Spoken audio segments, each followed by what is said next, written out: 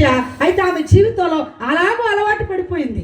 దేవుని వాక్యంలో చూస్తే యెహోషువ గ్రంథం 2వ అధ్యాయంలో చాలా విషయాలు ఆమె కోసం రాయబడి ఉంటాయి. నేను అవి త్వరగా చెప్పేస్తాను. ఏంటి ఆ మాటలు ఒకవేళ క్రైస్తవులు అయితే చాలా. ఆమె ఏంటి ప్రాకారం మీద ఉండేదంట. ఏంటి ఎరుకో యొక్క ప్రాకారం మీద, ఎరుకో పట్టణం ఉంది, ఆ ప్రాకారం ఒకటి ఉంది. ఆ ప్రాకారం మీద 7 రథాలు ఒకేసారి పరిగెడతాయంట. అంత పెద్ద ప్రాకారం అది, రాజులు ఉండేటువంటి ఆ పట్టణం అది. కాబట్టి ఆ ప్రాకారం మీద ఎంతో మంది ఇల్లు కట్టుకొని ఉండేవారు. అక్కడ ఈ వేశ్య కూడా ఇల్లు కట్టుకొని ఉన్నట్టుగా దేవుని వాక్యంలో మనం చూస్తాము.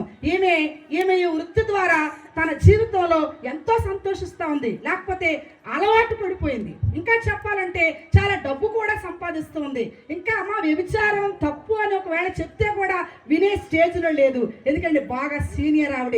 ఆ ప్రాంతానికి ఎవరు వచ్చినా కూడా రాహాబు అనే వేశ్యని కలవవలసిందే, ఆమె ఇంటికి వెళ్ళవలసిందే. అలాగా పాపంలో ఆరుతేరిపోయింది. అలాగా వ్యభిచారంలో ఆమె జీవితం పూర్తిగా మునిగిపోయినట్టుగా దేవుని వాక్యంలో మనం చూస్తాం. పరిశుద్ధ గ్రంథం రాయబడింది, వ్యభిచరించకూడదు.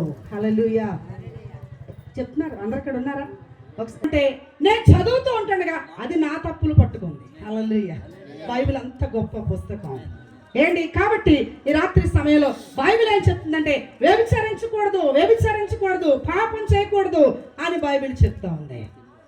ఈ రాత్రి సమయంలో ఏంటి చాలా మందిని మనం చూస్తాం. నేటి సమాజంలో అక్రమ సంబంధాలు ఎక్కువైపోతున్నాయి. ఎక్కడ చూసినా కూడా రహస్యంగా నీ సెల్ ఫోన్లు వచ్చాయి చూడండి. ఆ ఊర్లో ఒక ఆవిడ ఉండేదండి. ఏంటి ఇష్టానుసారంగా తిరిగారండి, బాగా సంపాదించారండి, చాలా సంతోషంగా ఉండేవారండి అని ఎవరి కోసం మనం చెప్పలేము. ఎందుకో తెలుసా? పాపమునకు శిక్ష ఏంటో తెలుసా? పాపమునకు జీతము మరణం. కాబట్టి అందుకే ఇంకా బైబిల్ చెప్తుంది, నీ పాపం నిన్ను ఏం చేస్తుంది? పట్టుకుంటుంది. ఏంటి అందుకోసమే బైబిల్లో చాలా విషయాలు ఉన్నాయి, సమయం లేదు. కానీ ఒక్కడు తన ఒడిలో అగ్గిని ఉంచుకొని నేను అలా కాలకుంటున్నా, ఒళ్ళో అగ్గింది దాన్ని కనబడకుండా అలా కప్పేసుకుంటా ఉంటే ఏంటి ఏమవుతుంది? కాలదా? అగ్ని గుణం ఏంటో తెలియదేనా? కాలిపోతుంది. నువ్వు ఎంత దాచినా లోపల నీకే ప్రమాదం. హల్లెలూయా. ఈ రాత్రి సమయంలో ఏంటి ఈమె అలాగ అలవాటు పడిపోయింది పాపానికి. తన జీవితం అంతా కూడా ఇలాగా ఏంటి అనేకులు ఒక పేరు ఆమె యొక్క వేశ్య అంతే. ఆ పట్టణానికి లేకపోతే ఆ ప్రాంతానికి ఎవరు వచ్చినా కూడా ఆమె దగ్గరికి రావాల్సిందే. అలాంటి ఒక భయంకరమైన ఊబిలో ఉన్నట్టుగా ఈమె జీవితాన్ని మనం చూస్తాం. ఒకవేళ అది ఆలస్యం కావచ్చు, కానీ ఖచ్చితంగా నువ్వు ప్రమాదంలోనే ఉన్నావు.